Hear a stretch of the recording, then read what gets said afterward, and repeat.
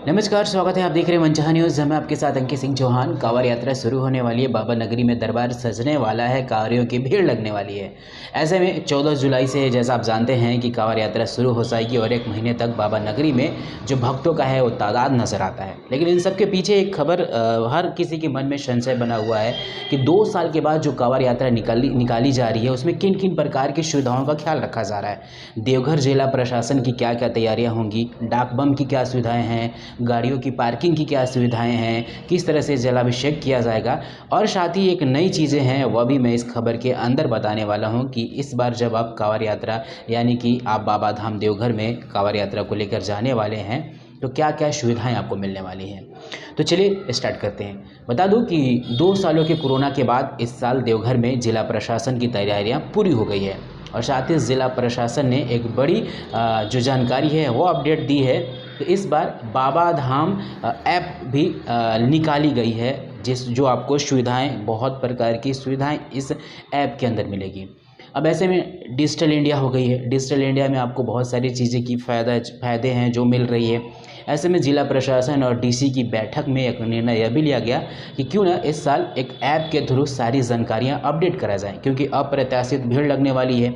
2 सालों तक कोरोना के जो मामले थे जिसकी वजह से दरवाजे बंद कर दिए गए थे, देवघर डीसी ने फैसला लिया है और साथ ही बाबा धाम देवघर ऐप एक बनाया है। बारकोड जो मैं इस फोटो में यानी कि विजुअल में दिख रहे होंगे, आप उसको स्कैन करेंगे। स्कैन करने के बाद उस ऐप को सीधा आप डाउनलोड कर सकते हैं। इस ऐप के अंदर आपको क्या क्या सुविधाएं मिलेंगी, तो सबसे पहले बता दूं कि इस ऐप के अंदर आपको जानकारियां मिलेंगी कि रास्ते में कांवड़ियों की कितनी तादाद है, कितनी भीड़ है, और लाइव अपडेट आपको इस ऐप के ज़रिए मिलेगी। दूसरे पॉइंट पे आगे बढ़ते हैं। दूसरे पॉइंट पे अगर नज़र डालें तो इससे आपको हेल्पलाइन की सुविधाएं नज़र आएंगी, जैसे कि आप एम्बुलेंस बुला सकते हैं। रास्ते में किसी को कुछ अनहोनी हो गई तो आपके लिए उस एक नंबर दी गई है जहां से आप कॉल करेंगे तो आपके पास एम्बुलेंस की सुविधाएं हो जाएंगी, क्योंकि भीड़ बहुत ज़्यादा रहेगा। ऐसे में कई प्रकार की समस्याएं लोगों को होती है और साथ ही असुविधा न हो तो देवघर प्रशासन ने इन सब चीज़ों का ख्याल रखा है। साथ ही मेडिकल की सुविधाएं भी आपको इस ऐप के अंदर मिल जाएगी, यानी कि अगर किसी को किसी भी प्रकार की परेशानी हो गई, दवाओं की ज़रूरत हो गई, तो आप इस नंबर पे जब कॉल करेंगे तो आपके पास जिला प्रशासन के जो टीमें बैठी रहेंगी वह आप तक त्वरित कार्रवाई करते हुए मेडिकल की सारी सुविधाएँ बहाल कर देंगी। साथ ही लोगों का यह भी सवाल था कि क्या देवघर में पार्किंग की क्या क्या सुविधाएं हैं।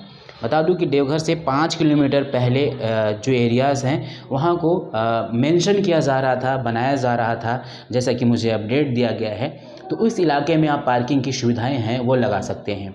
उसके ज़रिए आपको क्या करना होगा कि पहले से ही तादाद बहुत रहेगी, तो कई किलोमीटर दूर तक की जो जगह थी उसे कवर किया जा रहा है। वहाँ पर एक विशेष व्यवस्था बनाई जा रही है ताकि आप अपने गाड़ियों की पार्किंग कर लें। विजुअल में आपको बहुत जल्दी वहाँ की एरियाज़ की जो विजुअल हैं वो मैं दिखा दूँगा, बता दूँगा कि आप पार्किंग कहाँ पर कर सकते हैं। साथ ही एक ऐसी शिविर बनाई जा रही है जहाँ पे 15 किलोमीटर एरियाज़ को वहाँ पे घेरे गए हैं जिगजैग जरिए। जिगजैग यानी कि जिगजैग इस तरह से वो रहेंगे, ऐसे ऐसे सरकरे रोड, और उसी में आपको 15 किलोमीटर ऐसे ऐसे करके आने हैं। यानी कि आपकी बारी है तो आप रुकें और आपकी बारी नहीं है तो आप बैठ भी सकते हैं। यह पहली बार ऐसी सुविधाएँ दर्शाई गई है, दिखाई गई है। साथ ही इस ऐप के माध्यम से आप देवघर यात्रा जाने से पहले सारी अपडेट ले सकते हैं कि अभी कितना लोग हैं जो जलाभिषेक कर रहे हैं, कितने लोग हैं जो कांवड़ियों की यात्रा निकली है, हर सोमवार को कितने तादाद में लोग हैं वो जलाभिषेक कर रहे हैं। बारकोड हम जो है हमारे विजुअल के अंदर दिख रही होगी, उसको आप वहां से स्क्रीनशॉट करके उस ऐप को कर सकते हैं। स्टोर की जानकारियाँ नहीं दी गई है, लेकिन बारकोड की जो जानकारियाँ हैं वो दी गई है कि वहाँ पे आप जब क्लिक करेंगे तो आप उसको स्कैन करके बाबा धाम ऐप डाउनलोड कर लें, और डाउनलोड के बाद से आपकी जो सुविधाएं हैं वो आपकी स्क्रीन मोबाइल में सारी दिखनी शुरू हो जाएगी। डाक बम को लेकर बहुत सारे लोगों ने सवाल किया था कि किस प्रकार वहाँ पे तैयारियां होंगी डाक बम की। तो पहले की तरह ही अभी भी वह सुविधाएं मिलेंगी डाक बम यात्रियों को। जो पहले सारी सुविधाएं थी, आप जिस तरह से जाते थे, रहने का व्यवस्था आपका जो रहता था, जलाभिषेक करने की जो आपकी व्यवस्था रहती थी, वो अभी भी वहाँ पे नज़र आ रही है और अभी भी चीज़ें वहाँ पे आपको दिखेगी, पहले की तरह ही है। उसमें कोई भी बदलाव फेरबदल नहीं किया गया है। दूसरी चीज़ जो टिकटें थी, वीआईपी टिकट थी, जो बहुत लोगों ने अभी सवाल किया था कि क्या 250 से उसकी रेट बढ़ जाएगी, क्या उसको रेट को बढ़ाया जाएगा, तो ऐसा कोई भी जानकारी अभी नहीं आई है। जो पहले की तरह रेट थी वही रेट पे आप जा सकते हैं, यानी कि 250 रुपये टिकट की स्पेशल पास की जो व्यवस्था थी वो आप कटा सकते हैं। मंदिर प्रशासन की ओर से और सुविधाएँ रहती है। साथ ही कई वहाँ पे जो पंडा लोग रहते हैं, पूजा कराते हैं, उनसे भी आप संपर्क करें तो वो आप दे दें। साथ ही रही बात और चीज़ जो समस्या रहती है कि क्या किस तरह से जब आप वीआईपी पास से होते हुए गुजर के मंदिर प्रांगण तक पहुंचेंगे, बाबा का दर्शन करेंगे, तो उसकी क्या सुविधाएं हैं। उसकी सुविधाएं की बात करें तो वहाँ पे भी बहुत सारी व्यवस्थाएं की गई है। साथ ही यह भी बताया जा रहा था कि 12 तारीख यानी कि कल जब प्रधानमंत्री मोदी जी आएंगे तो वहाँ पे फ़्लाइट यानी कि एयरपोर्ट की जो सुविधाएं दी जा रही है, वहाँ से डायरेक्ट आप मंदिर तक चले जाएंगे।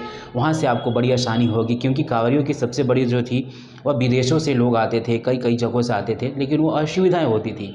ट्रेनों की परिचालन सुचारू रूप से चल रही है, यात्रियों के लिए काफ़ी जो है व्यवस्थाएं हैं वह की गई हैं।